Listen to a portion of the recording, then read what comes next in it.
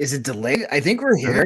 We're moving. You can see us, I think. This pregame show is off to a fantastic start. Welcome, everyone, to the Sox Machine from the 108 pregame show. I am Tim's Josh doing Nelson. a great job. Jim, don't do that because my Sox Summer will do that during the show, and it will be for real.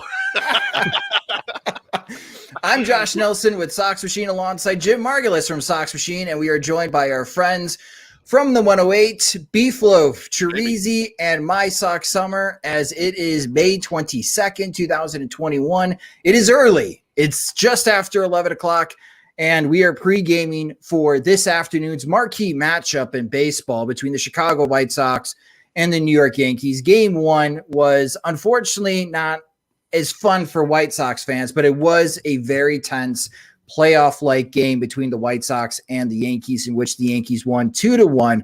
And today you got Garrett Cole, who is the front runner for the American League Cy Young for the Yankees on the mound, going up against Dylan Cease, who's been pitching very well for the White Sox this season. A fantastic bounce-back season from last year. And this is a good opportunity for him to go toe-to-toe with one of the best pitchers in Major League Baseball and trying to post zeros. And I'm sure this will be another low-scoring affair between the White Sox and the Yankees. But let's talk about as far as what happened last night. Man, that game got weird at the end. And really, Jim, Carlos Cerdon is the big story for the Chicago White Sox. 13 strikeouts. I thought at this point, maybe he'd start slowing down. Maybe we'll start seeing some regression. But instead, he continues to improve, it looks like. And that might have been a better outing than his no-hitter we saw earlier this season. Yeah, I think the one difference is the slider was back, and the slider was back from the start. In his previous starts, most of his outings, I think this year, he would basically get by in the fastball early, and then the changeup would be his, literal and figurative change of pace. And then the slider would eventually come along, like he would dabble with it early, but just couldn't find the ears on it, basically. Now, or at least in this start against the Yankees, he had it from the very first pitch, and he just kept having it and kept basically shoving it in the Yankees' faces, trying to make him hit it, elevated, down, bearing back foot sliders, putting it over the plate, and just they could not square it up. And I think the one drawback was that it does get a lot of foul tips and weak contact, and barely fighting it off and pitches in the dirt. So his pitch count did, explode on him a little bit, so he could only get through 6. Whereas with his no-hitter, when he didn't have a slider, he's basically fastball changeups, swings and misses, weak contact, and was able to get at-bats over quickly. So I think that's the only drawback when his slider is this good, is that it's so hard to hit that contact doesn't go into play and at-bats don't get over quickly. And My Sox Summer, I know you are a big fan of redemption stories, guys that maybe we count out and they surprise us. And, before the game, Major League Baseball released their top 5 early Cy Young candidates for both the American and National League. And Carlos Cerdon wasn't part of it. I have to imagine now, if they were to update that list, that Carlos Cerdon's got to be in the top 5, right? I would hope so. And I think he has done everything so far to deserve that accolade. And we're going to see how the season progresses and then finishes. But his first 6 games or 7 games, it's been amazing just to watch him pitch and just being, it's the feel good story of the spring so far, because it's true. Like all the lies that you think that the front office might, damn it, have not been lies. He actually was hurt. So that's the best thing about it, is hey, maybe they are telling the truth that he really was hurt, and now he's doing really well.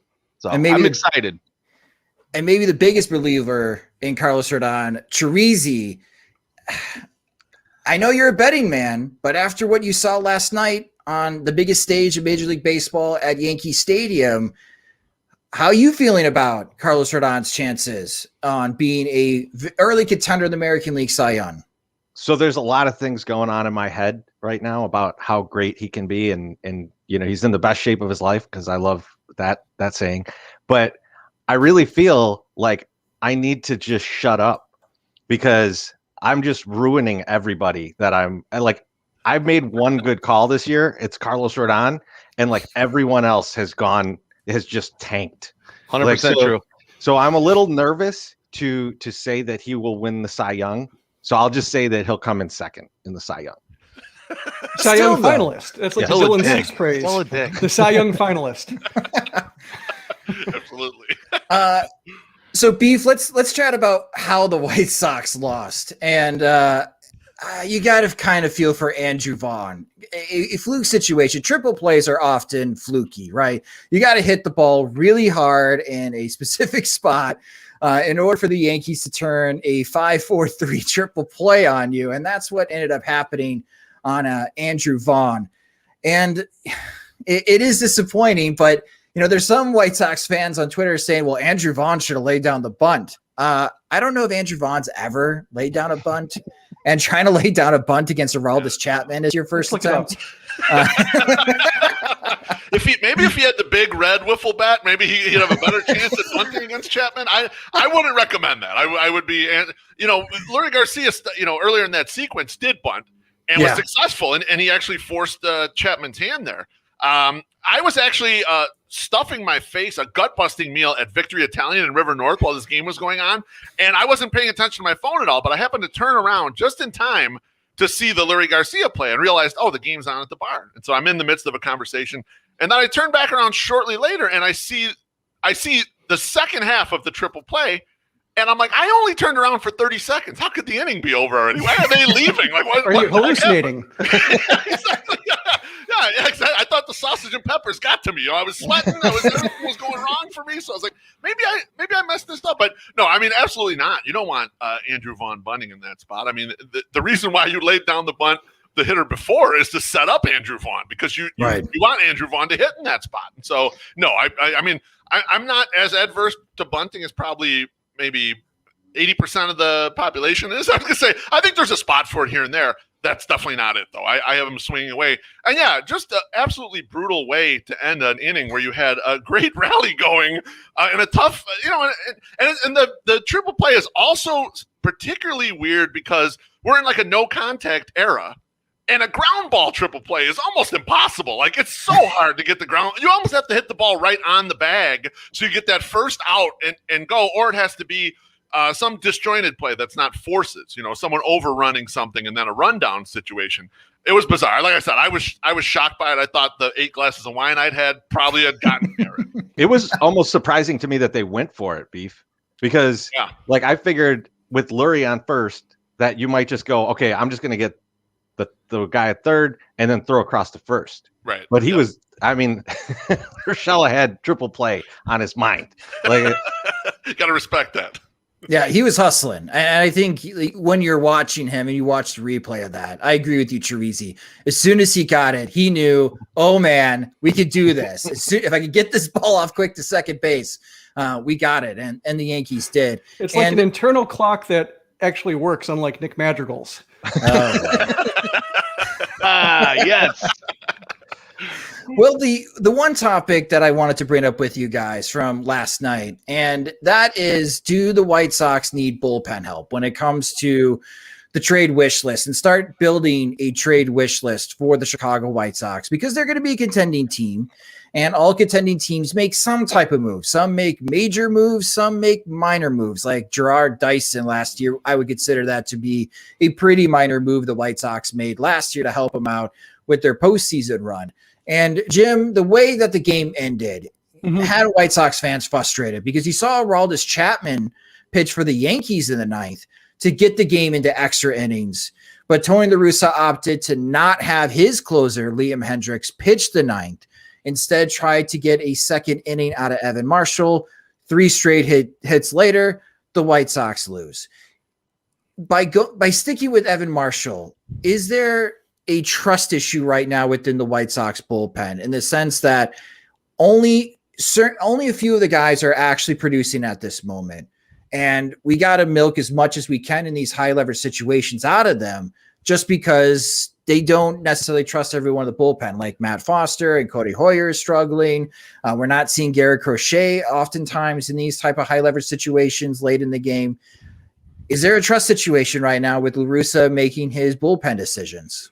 I would say there's probably a widespread trust issue, but I don't know why Marshall would be trusted for 6 high leverage outs at Yankee Stadium. Like, just he hasn't been the guy except for his last outing where he looked good, where he had all the command of all 3 pitches and throwing them in any order he wanted. But the way he got out of the 8th with the ground ball that was right through the middle to Tim Anderson, who made it throw home, and then the rocket to third, that didn't inspire confidence. It was like, well, okay, just cash in your chips. Just don't sell past the close with Marshall. Just take it as like, okay, we lucked out, or maybe it was just a hunch that worked.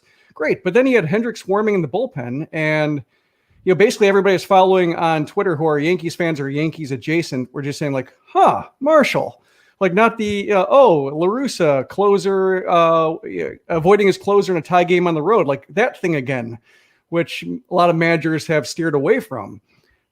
Just seeing that come up, that doesn't strike me as like a trust issue so much as it is like an outdated method of managing high leverage relievers, because it was not. I think if you went to Marshall, if you went away from Marshall, went to Bummer or went to Hoyer, even though Hoyer's been struggling, at least there are guys who are more cut out for that kind of work. Mm-hmm. And so my complaints would have been diminished, but sticking with Marshall, just like that kind of undercut every possible explanation. Like, he said he didn't go to Hendricks because he would have gone to him in the 10th, or if they got the lead. Okay, like, yeah, I mean, that's normal, 2004 baseball decision making. But at least I get it. But like, not having Hoyer up until 2 batters into the inning, not having a backup plan for Marshall if he looked like Evan Marshall's looked for most of the year. That's what I didn't get. And that's what I was thinking, like, if it were Rick Renteria doing that, or sticking with Jimmy Cordero, who's, that was basically the issue last year, was sticking with Jimmy Cordero, who deserved no such faith. Like, that's why people wanted to get rid of Renteria. And, there is a reason to do it, especially in the postseason, where he basically showed that he wasn't comfortable managing, improvising with the pitching staff. But to go from Renteria to La Russa and not have that gain, not have that edge of deploying high leverage relievers outside of traditional closer situations, that's what confuses and disheartens me. Well, back to the Marshall and Hoyer not being warmed up, or not warming up until there's 2 guys on base already. Beef, I know you mentioned this. Where are the coaches? Like, come on. There's 2 mounds out there, right? This is some Robin Ventura managing BS. Like, that's not a good excuse. You got 2 mounds out there. You got a commercial break. Marshall's warming up. Get Hoyer throwing. You're going to need him. You're going to need guys in the 10th inning. Get guys throwing. And I don't know. I had a tough time as far as buying that. Well, unfortunately, Hoyer wasn't warmed up. Why isn't he warming up? You got 2 mounds out there. No, you're absolutely right. And something that we've talked about, Josh, you and I collectively, or probably more me, is that as much as I want to throw stuff in Tony's lap, and ultimately Tony's the end decision maker, he's got a very young coaching staff around him. And Ethan Katz has shown his worth as far as helping pitchers with their repertoires and helping them get on track. But he has yet to manage the macro version of this, where you have to manage all the 13 arms, and you have to kind of figure out who fits in where and work along with your manager and get him to trust you on your decisions. And we're only 2 months, almost 2 months into this, so maybe it's still a work in progress, and maybe it'll start to happen. Maybe Ethan will take a little more control, or maybe he'll be able to influence Tony a little more. But I agree with Jim. It's like Tony, when he gets stressed, he reverts back to these things that are comfortable.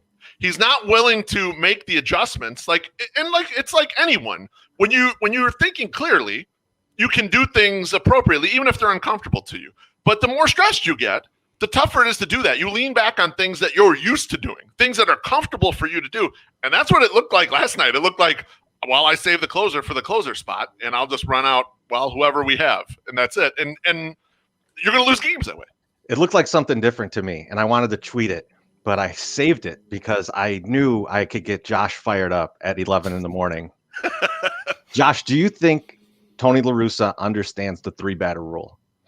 Because this is not the first time I've seen him put a guy in for 1 or 2 high leverage outs, end the inning, and then bring him back the next inning. Oh, no.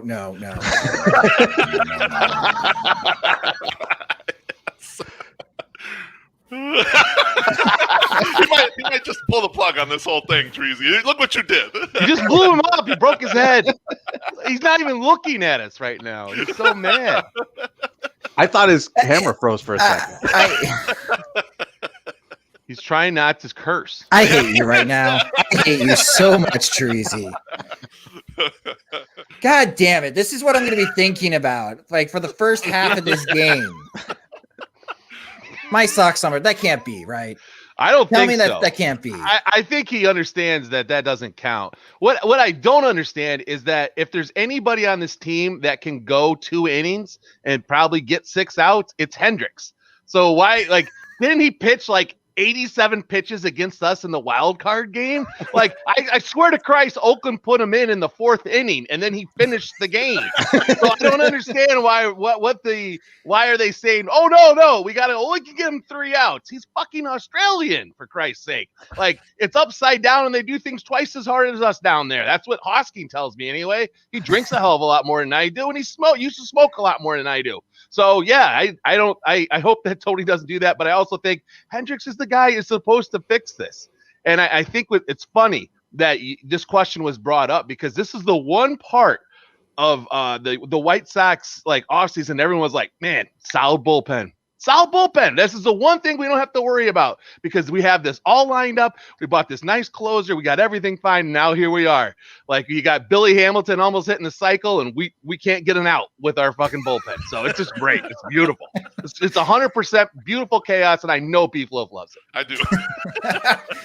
Well, that was last night's game, and let's focus on today's game because it should be a dandy again between the White Sox and the Yankees. The pitching probables for today, and this game starts at 12:05 p.m. Central Time. Dylan Cease is on the mound, and you gotta love Dylan Cease's season numbers so far. A 2.41 ERA with a 3.27 FIP. That's outstanding. His strikeout rate is right where we are hoping that it would be at 29.2%. He's still got room for growth there, but a huge increase from last season. His walk rate is at 11.7%, and opposing hitters are just hitting 201 against Dylan Cease. That is really good. Those are really good numbers. Now let's look at the numbers of a Cy Young. Okay, Garrett Cole's numbers are ridiculous to start this season. He's got a 2.03 ERA. He's got a 1.64 FIP. He's striking out batters almost 40% of the time, and he's only walking hitters 2.3% of the time. And his batting average against is 1.92. And the White Sox lineup today, again, Garrett Cole, man, they're going to have their work cut out. It's going to be Tim Anderson, Adam Eaton, Yohan Moncada, Jose Abreu, and Yermin Mercedes in the top 5. Yasmani Grandal is going to be catching and batting 6th. We're going to talk about him in a second. Andrew Vaughn is batting 7th in left field. Louis Garcia is batting 8th at center field. And Nick Madrigal is batting 9th at second base. All right, Shreezy. Jim and I talked about this on our show, Sox Machine Live, just a couple days ago regarding the Yasmani Grandal against Garrett Cole matchup. The hitter that loves to walk against a pitcher who doesn't walk anybody. In this type of matchup, which I think, the game within the game, this is what's going to intrigue me. How do you think Grandal is going to fare against Garrett Cole?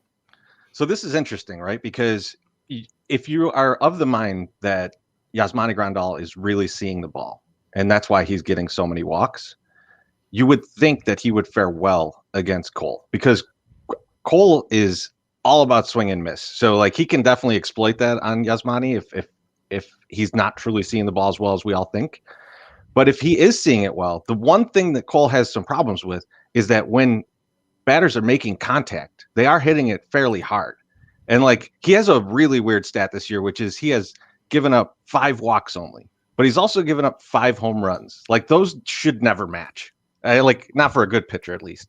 But so it's kind of, it's going to be interesting to see. I mean, this is a true test for Grandal because he's not going to get walked, right? Like I don't think he's going to be the 6th walk of Cole's season. Like, because also Garrett Cole is going to get the calls, right? Because he's that kind of pitcher. He gets those calls on the edges that Grandal is getting against some other guys. So I think it's gonna come down to Grandal swinging, getting the shoulder off his bat, getting his bat off his shoulder, or either way, and hopefully his shoulder doesn't fall off. But it actually swinging, and if he's making contact, like it's a short porch. it could be a day where Grandal hits a home run. That's kind of all he does, other than walk and occasionally strike out. That's very true. And Beef, as far as the White Sox lineup outside of Yasmani Grandal, I think this is a good test. It's a good litmus test because they have struggled. The White Sox have struggled against right-handed pitchers this season. They're not as elite against left-handed starters, but you wouldn't notice that if you watched the game last night against Jordan Montgomery, who threw the ball really well for the Yankees. That was his best start of the season against the White Sox hitters. But for this White Sox lineup, they have to figure out how to score runs against these type of caliber right-handed pitchers, not just Garrett Cole, but also Shane Bieber as well. When you're looking at the White Sox lineup outside of Yasmani Grandal, is there anyone else that you think could have a successful afternoon trying to generate some offense against Garrett Cole? I do. So when I dug in, and Treasy brought up a great point, Garrett Cole has been giving up some home runs. Like it's his Achilles heel. It's not a particularly weak one because it's not like he's leading the league in giving up home runs or anything like that. But when I was looking through the game logs, the only team that got to him so far this year, the Texas Rangers, they stink. And the two guys that homered off of him are guys that I think he doesn't have a substantial book on, and that's Adolis Garcia and Willie Calhoun. So I started looking at the White Sox lineup and looking down the list at guys who maybe he has almost no book on. And so someone like Andrew Vaughn, someone who he has not faced yet, and he might not have a substantial book on because he has very little major league experience.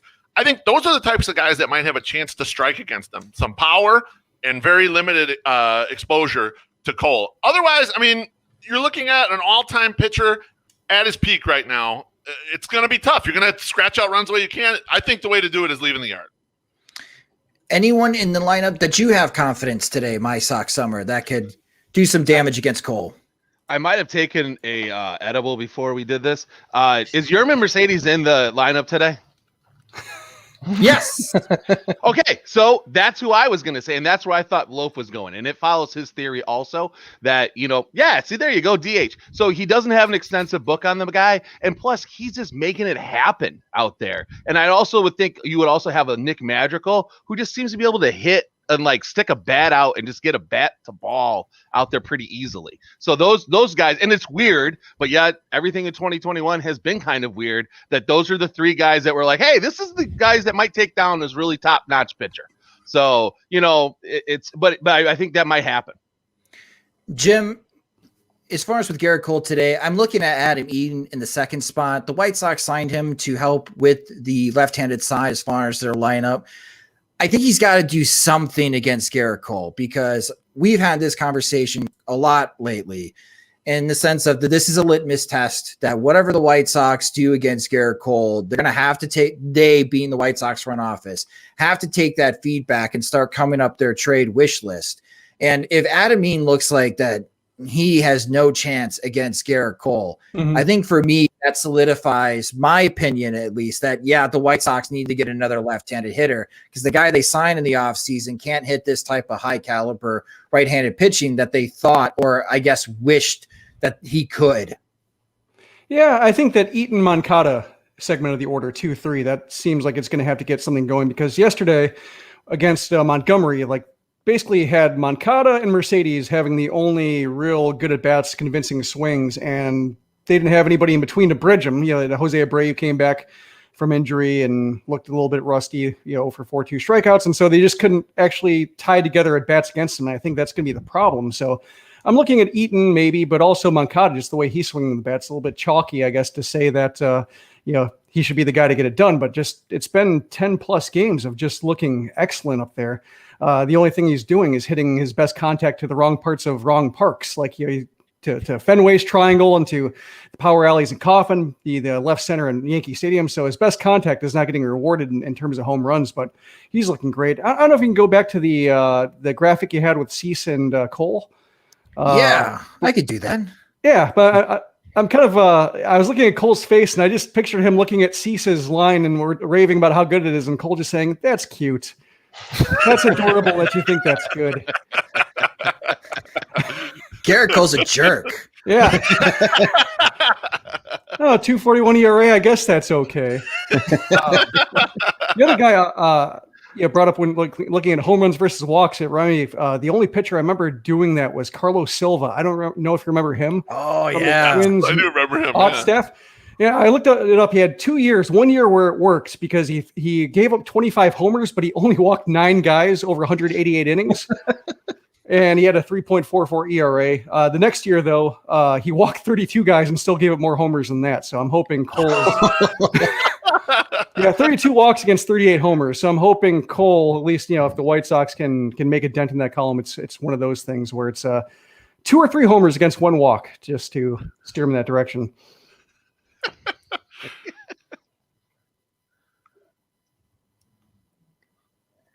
And for Dylan Cease today against the New York Yankees lineup, and we'll bring up as far as the Yankees lineup. Leading off for the Yankees today, DH is going to be Luke Voigt. DJ LeMahieu is not playing today, and that's the topic of conversation in the Bronx. Brett Gardner is going to be batting second in center field. Aaron Judge, who is too good, is batting third in right field. Urshela, the hero, defensively for the Yankees at third base. Gleyber Torres, who had some big hits. He had the home run yesterday, batting fifth at shortstop. And then hopefully Miguel Andujar cuts off Brett Gardner on another ball in the gap. That'll help out the White Sox. That'll be the Yankees lineup today. So Dylan Cease again, he's got a tough matchup here. He's got to post up zeros along with Garrett Cole and try to keep the White Sox in the game as long as possible. This Yankees team offensively, they're not as dangerous as we thought they could be before the season. A lot of that is injuries. A lot of that is also struggles as well. That bottom, as far as 4 hitters, are really struggling to start the season. So if Cease can limit the damage or have no damage through the first 5 hitters, he should be okay when he gets to the bottom third of the order. And keep the game within striking distance for the White Sox. And who knows if the White Sox can hit a home run early on Garrett Cole. Maybe they'll give Dylan Cease a little bit more confidence and be a little bit more comfortable as he goes deeper into the start. But we're 30 minutes away from game time between the White Sox and the Yankees. So I thought we'd get into some fun topics. Some what I think are very 108 topics. And this is the funny thing is that if you speak to a New Yorker and ask them about Chicago, they would say, man, nobody loves talking more about Chicago than people from Chicago. And yeah, that's true. Okay, screw you. Of course. I like to ask the room, what is your favorite thing or what do you hate the most about New York City? And my Sox Summer, because you are in the mood, man, I will ask you first, what do you hate most about New York City? Listen, it's kind of like how I feel about the Cubs. Like, I don't hate the Cubs per se. I hate the fans. And much like, and so New York, I don't hate the trash-ridden, filled city of New York. I mostly just hate the people from New York that go around and tell me how much better everything is in New York, especially when they get down to the pizza.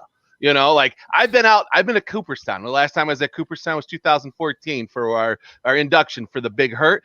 All those small towns around there, fucking badass. Everyone's cool. It was real dope. But I just don't get that same vibe from the guys that live in the city. Well, let's talk to the guy who got married in Cooperstown. And Albany's not that smallish town. I mean, it's the capital of the state.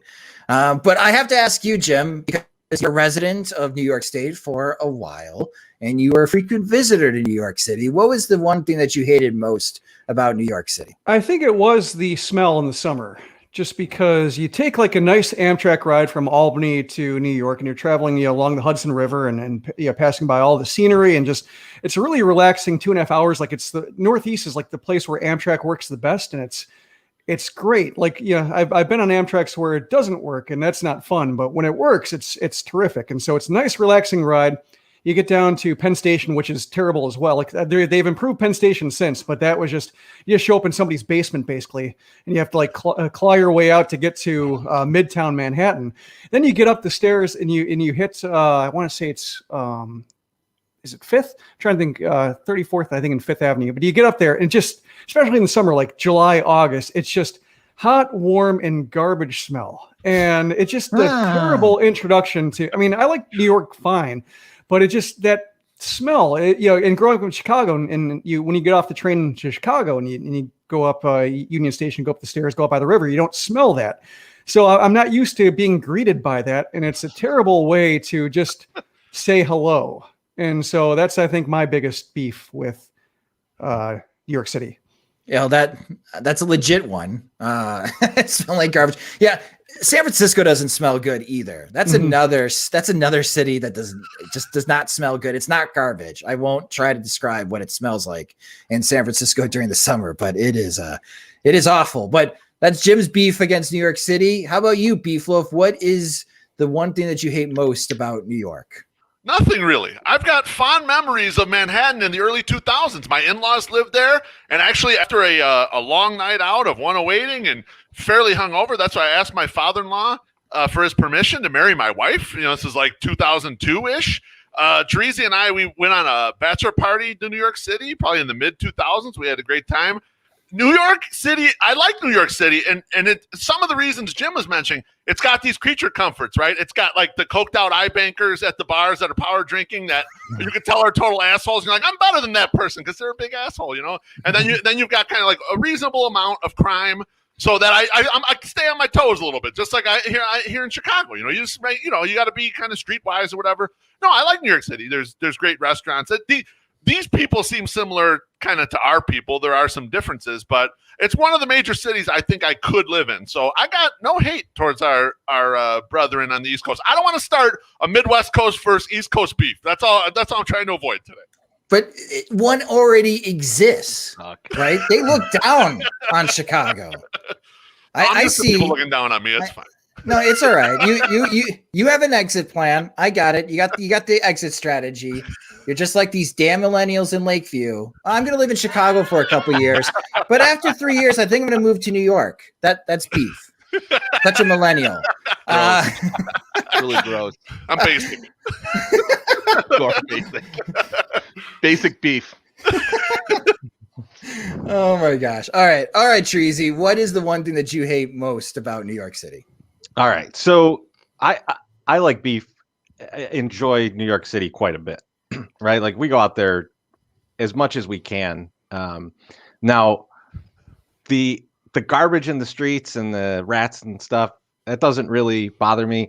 Josh, you can personally attest that I could be eating a hamburger, a rat can run by, and it doesn't faze me. You'll wave hello. So that's not really my thing. But here's two things. One, the craft beer is terrible out there. I'm surprised My Sox Summer didn't take this. You cannot find very good beer at any place. Like we went to a place last time we were out there, and it was like, this is like the place to go get craft beer, and like it was mostly crap. And I'm not even that picky of a beer drinker, right? I'm no My Sox Summer, right? I'm not a snob, asshole. Yeah, sure. But the other thing that I dislike about New York City is that it's so gigantic and there's so many places to go, yet everywhere is crowded. Like you're like, I'm just gonna go to this local bar that's in the middle of the street, and they're like, it's a 45-minute wait, and so I end up, every time I go out there, I end up like waiting to get a drink for 24 minutes. And then it's $34 for the drink. So it's like, that's the part that I don't like, is like, it's so crowded. And then it's like really overpriced for most of it. So if I'm going to go out there, I'm probably going to, if we're doing like Broadway show or something, I'll hang out in Manhattan for that. But I'll probably be out with my Mets brethren in Queens, hanging out in a beer garden. If I'm going to be, Astoria? Yeah. Astoria. Yeah, that's great. And I had a friend who lived in Queens, and basically it was like it was a good apartment for New York, in that it was like a 1-bedroom for it was a duplex split 4 ways. So bathtub was in backwards. There's a futon in his kitchen where I slept, and it cost $1,000 a month, and it was basically the best deal that could be found anywhere. So he didn't let it go. But yeah, like Queens, some places in the boroughs are nice and not crowded and not loud. But it's, once you find a place, you basically go there every single time, because you don't want to be scrambling the rest of the time you're out there just trying to find a plan B. Yeah, Hornsey lived in Astoria for 10 years, so I've got that area down. When we go out there, she can guide me, so we're all good. Oh, so you have a guide that helps. Oh yeah, Okay. I need a guide everywhere, Josh. You do. I was one time, I was doing a show in Florida in like at this festival, and then I did like 100 shots of $1 whiskey, and the drummer in my band had to guide me, because I kept going, no, our hotel's that way. And he's like, you're going to die on your own. I need to guide you. Oh my gosh. All right. So here is my story and the reason why, the one thing I hate about New York. So back in the day when I used to work in sales, and the company I was working for, they had offices in every major city. So the New York guys would come to Chicago and we would get lunch, and they would always try to convince me that no matter what you think is good in Chicago, they can guarantee they can find it somewhere better in New York every single time. And where it crossed the line to me was we were just having Chipotle, and he looked at me. His name was Brian. He said, "I'm not kidding you, Josh. The best Mexican food in the United States is in New York." And I looked at him. I'm like, all right, you can go No fuck way. yourself. Nope. That can't be true. That can't be true. Like, no way in hell that New York He's gonna City. praise New York's Chipotle's. Yeah, right? I took a there's picture of the himself water. out in front of there with a burrito. Yeah. There's no way. And then I kept meeting more Bryans, as my Sox Summer mentioned. And they are all the same when it comes to New York food, that they think that the only place in the world that has good cuisine is in New York. New York's got the best in everything for food. And that cannot be true. That cannot be true. See, I take personal offense to that one, though, because I guarantee that dude, like the place that he loves is either like Puerto Rican or Dominican food. And It's he like just thinks Mexican food. everything's No. Mexican. Right. No, exactly. I mean, I've been to San Diego.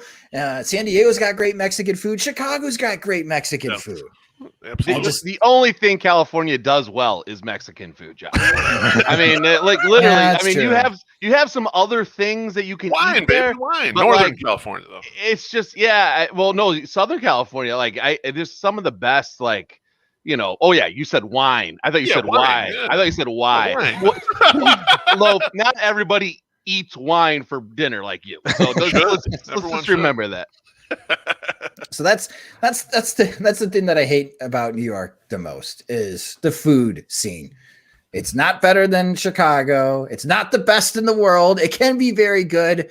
Just because you have Food Network stars opening restaurants there, it must be the best. Hey, stop talking about Guy Fieri. That's my guy. All right. You know what? I do love Guy. I do. Oh.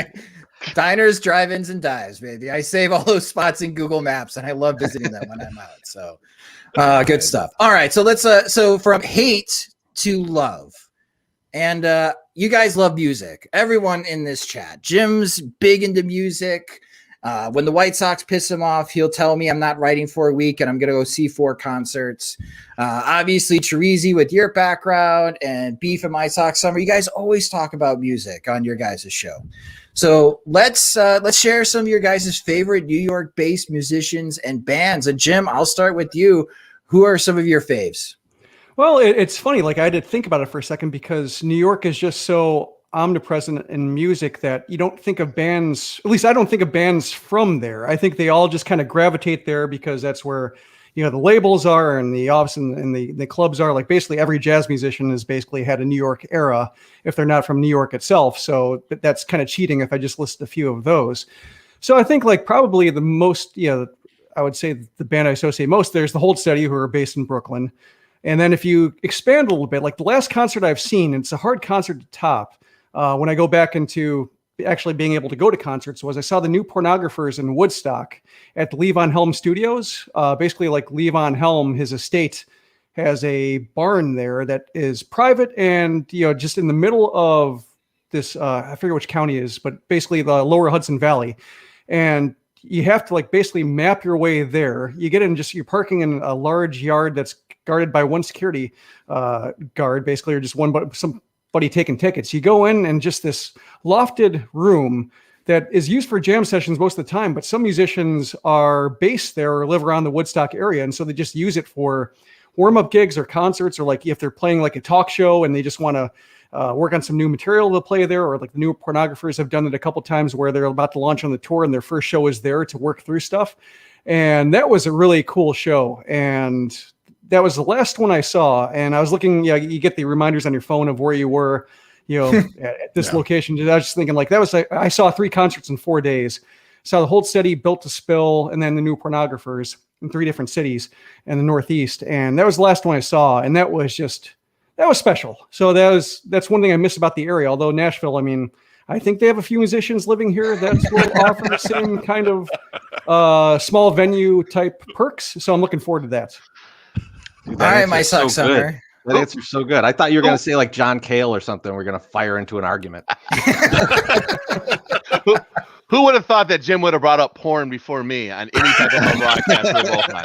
That's amazing. No one had that on their bingo card. So I don't want to list off a bunch because I don't know if Loaf or Chirizi took some of them. So I'll dump later. But I would say like throughout my entire like lifespan, Beastie Boys, Public Enemy, and Jawbreaker. Like those are probably my favorite 3 like bands ever. And I had Helmet in there too, but I don't think those guys would pick Helmet.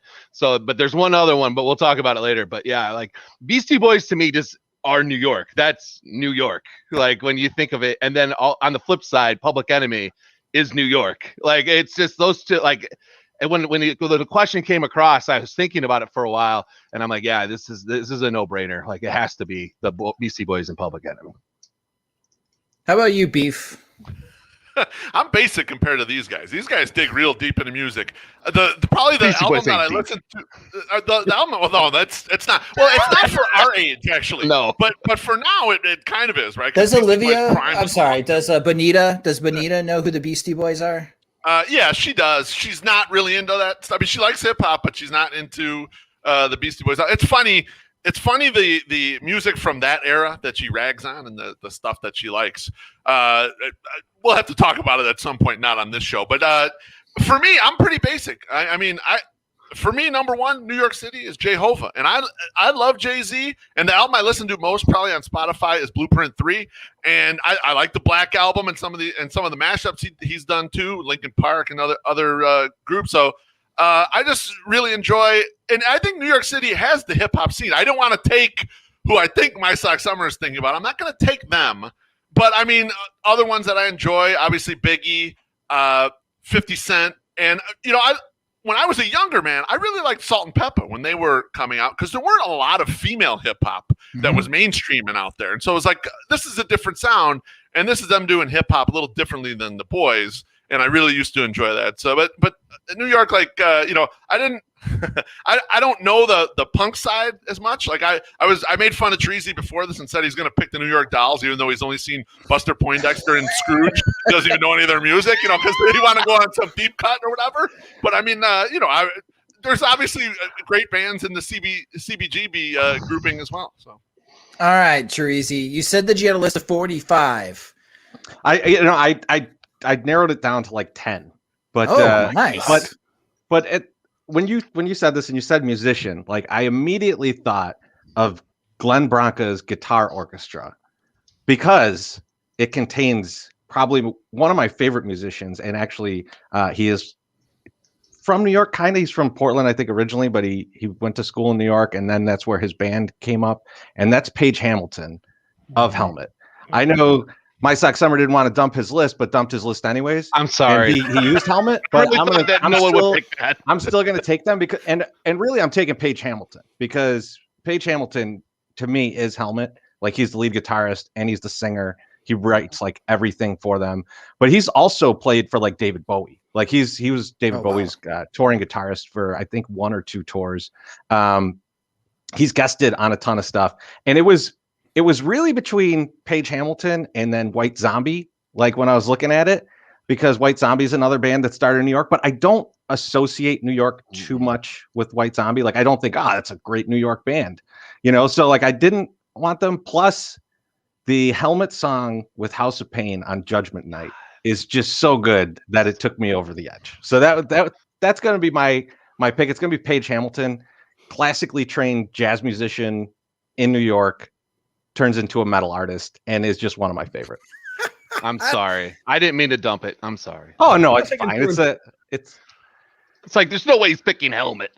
Like there's so many other bands and he picks Helmet. That's great. That's good. One band that came to mind for me is They Might Be Giants. Just throw them in there as a band that probably could have only existed in New York and only got big from there because they basically built their way up through art shows basically and alt weeklies. The Dial-A-Song setup where they just basically advertise in classifieds all over the alt weeklies and people could call in and listen to their songs that way. Like, I don't think that works anywhere else. Maybe Chicago could also do it, but I don't think they would get as big. Like Village Voice is huge and them, getting huge. And so. Yeah, Jim, I'm with you. I don't see like those kind of like almost art school bands like coming up in Chicago, even though there's great art schools here and everything, but like that scene just exists more in New York, like television and talking heads coming up in that, where it's like, do these guys really know how to play their instruments, or is it just kind of an avant-garde show? Like that exists way more in New York than Chicago for sure. Yeah. All right, my Sox Summer. Did you have more on your list, man? You said that you had more, but you didn't want to dump just your one more. list. And it's Wu-Tang Clan. Like I think that's another like group that just exudes New York. Like just how they all like, and I don't know if you guys have seen the documentary, I think it was on Showtime, but like how they all grew up and they're all from that area and then they're all representing that area and they just, they took over. I mean, they have some bad things go down at the end, but yeah, the Wu-Tang Clan I thought was a great like feel good story up until the end. Up until the end. A good story. Up until the end. Behind the music. I mean, it's not really cool when one guy's brother-in-law steals like all the stuff, and then you got some guy from Israel, like, writing songs for you, and the silver rings, which I have in my car. If anybody wants to borrow my Wu-Tang Silver Rings CD, you can borrow it. But yeah, it's just it kind of ended badly, But but that like the first 2-3 records are really great. Awesome. So no Lady Gaga, no Alicia Keys. This is not that type of group of guys. No. Alicia Keys? I mean, I just don't have them at the top. When you trim down the list, there's just not room. Guess I'll throw one in for Tribe too. Yeah, Tribe. Yeah. Tribe. Well, Did anyone see the Ramones? Like no, but no. I said CBGBs, but that's who I meant. I meant the Ramones. Yeah. And then Anthrax, I thought was one that was like. I'm sorry if I'm stealing yours, Josh. No, this Kiss, is. I like Kiss. Is Kiss from New York? Yeah, they are. But the reason I like Kiss, and I know this will shock you, but it's because of their marketing and the way that they did, how they got their band as popular as it is. Because it's just amazing. It's just like what they did. Is that why? Well, it's just but it became a show versus like the music. It was like, hey, not only can you go and see Kiss play badly, but we're going to blow shit up. And then you can go home with a program, a belt buckle, a hat, a pencil, a coffin, a beer, everything, like just like anything Kiss related. Let's put Kiss on it. And I just think that is just the greatest. It was the greatest freaking idea ever. It's like, listen, we're going to sell this. And I can't say that I copied it completely for the 108, but I possibly did. I was going to say next 108 podcast will be in face paint, just so you guys. One coffins. One band I thought of, or one band I saw, I didn't ever associate them with New York. I actually thought they were from DC. I think it's because of their guitarist, but Living Color is considered a New York band. Like I guess they came up there. I thought Vernon Reid was from DC, and which he might be, but I know he's done a lot of work there. So that's a great band too. I've seen those guys live. I went to see them live, and I was like, I wonder who's opening, and they just played for 3 hours. It was incredible. I like that. I'm bummed I missed Tribe Called Quest. That bothers me. That's another one that's like one of the foundations for me. Fuck. Thanks, Jim. Thanks for ruining my day. Oh man! All right. Well, we're 10 minutes away from first pitch between the White Sox and New York Yankees. Thanks for everyone watching on the live stream here on YouTube. Thank you guys for jumping in, especially the comment section. It's been very active. So it is time for picks to click. We talked about as far as some hitters that we thought could be successful today. It's a tough matchup against Garrett Cole. But Jim, I'll start with you. Who is your pick to click today? Well, I already went chalky with Moncada. So if I want to go offbeat a little bit, I'm wondering if I have your reverse jinx powers with Andrew Vaughn, because I wrote about how righties are basically just working him away with fastballs and cutters and sliders, and just he's not quite catching on. And Cole seems primed to exploit that the way that Corey Kluber did.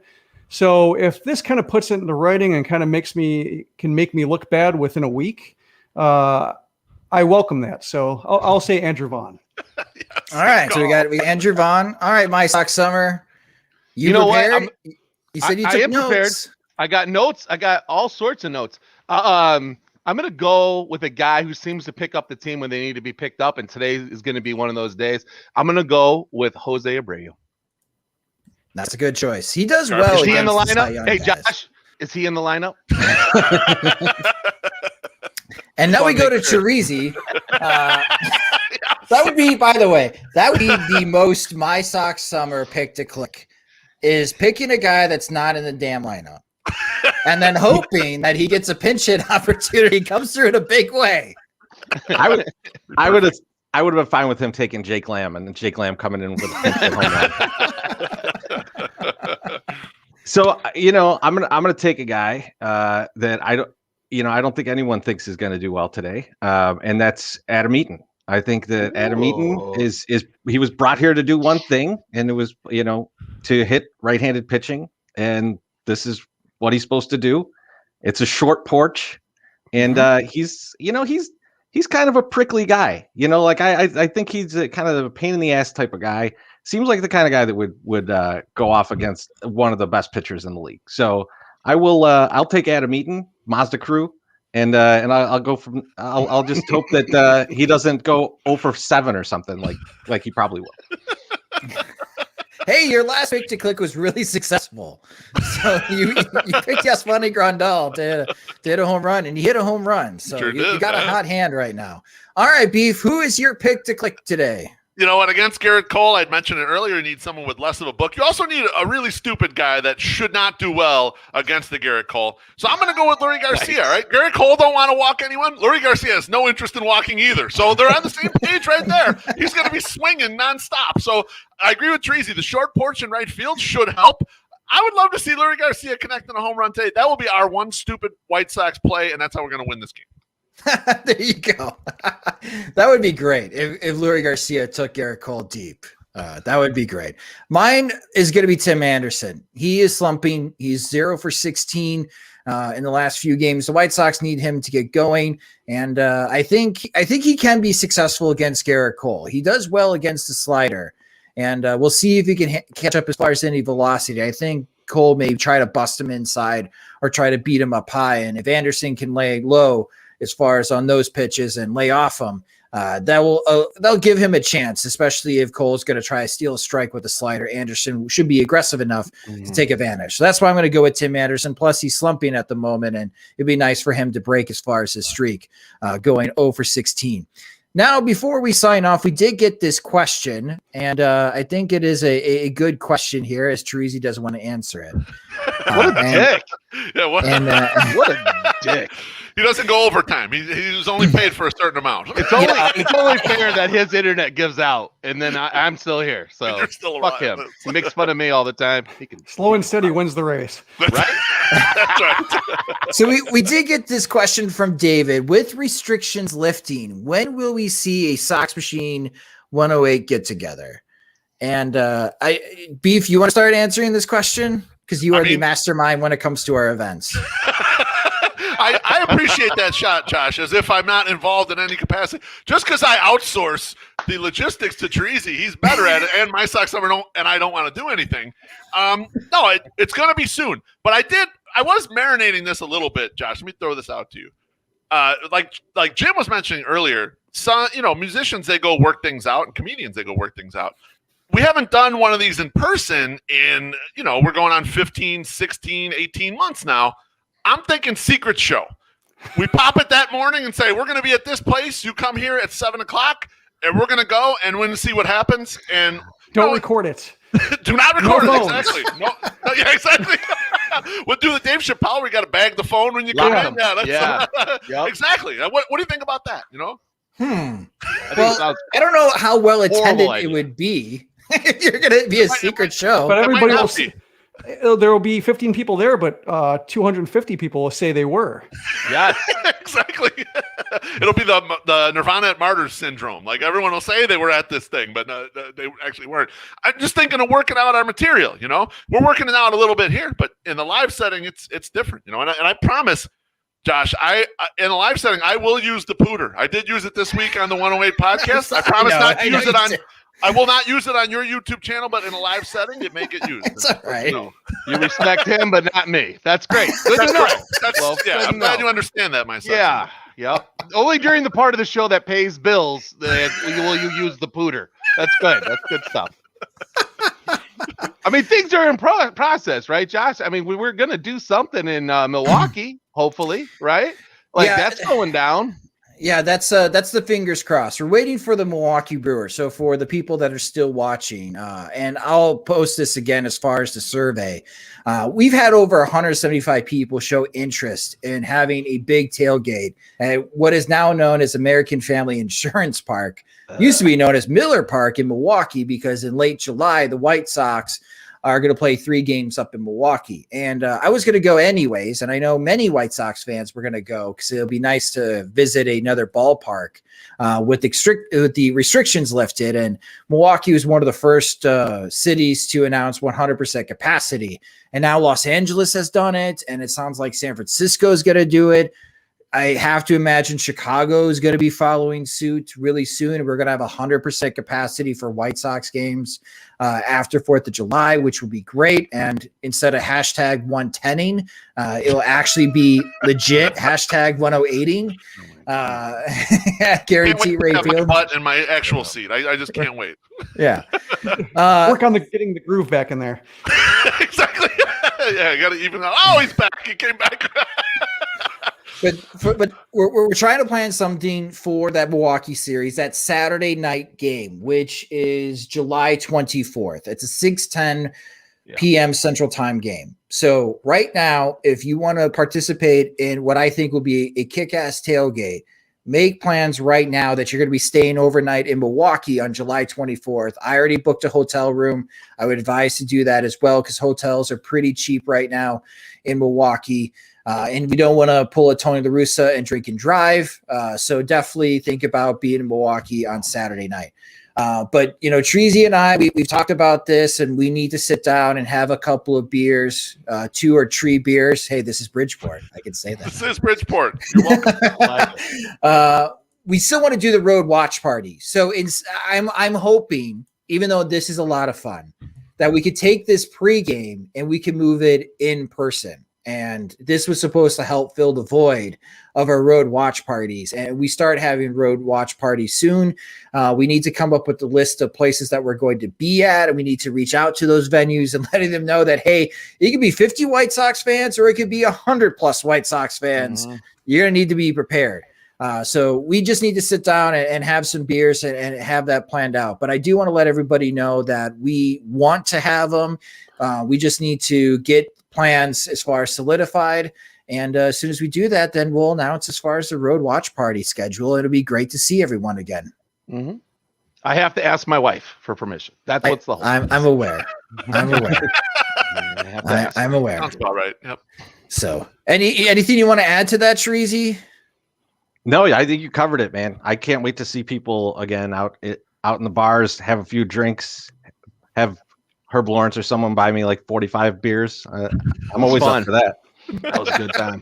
Plenty of Malort being passed around. And who knows, maybe Jim will come. And we always get this question as well. Are you guys ever to come to the suburbs? Yes, there are some targets in the suburbs that we have. Mm-hmm. We'll work that out as far as what weekends work best. So again, stay tuned. We are working on it. And we're also kind of waiting to see what the restrictions are going to be at the bars and restaurants. So definitely stay tuned. And once we get those plans finalized, we'll announce it to everyone. But for you guys, plan on being in Milwaukee that Saturday night if you can, because that will be a really fun time as American Family Insurance will expand as far as their capacity to 100%. And, you know, Cubs fans pack that place. We could show White Sox fans could pack that place too. So, all right, it's 11:59. First pitch is in 5 minutes. This has been a blast. If you don't already, and you should go to youtube.com/fromthe108 and subscribe to their YouTube channel. They do their live podcast on Thursday nights around 8:30 p.m. Central Time. We do Sox Machine Live, usually on Thursdays at 7 p.m. Central Time. You can follow them on Twitter @fromthe108 and follow them individually. Beefloaf is not at Beefloaf because that would be convenient and helpful. But instead, he's at Mr. Delicious 13 because he thinks really highly of himself. My Sox Summer is at My Sox Summer, and Chirizi, you are at Chirizi, right? Or is it Correct. at Chirizi E? It's just at Chirizi. You can't hyphenate in your name, so I had to just stick with Chirizi. They got to fix that. But anyways, yeah. So follow them on Twitter, subscribe to their YouTube channel. They're awesome. They are really good friends of ours, and it's always a blast to do this with you guys. Yeah, it's a lot of fun, man. Thanks for having us. Love talking baseball with you and other stuff. Thank you, Gonzo. You can follow us on Twitter. We are at Sox Machine. You can follow me on Twitter at Sox Machine _Josh. Also subscribe to our YouTube channel at youtube.com/Sox Machine. And you could also subscribe to our podcast wherever you listen to podcasts. And this Sox Machine from the 108 pregame show is over. So go over and watch as far as the White Sox hopefully beat the New York Yankees. And thanks for watching, guys. Go Sox.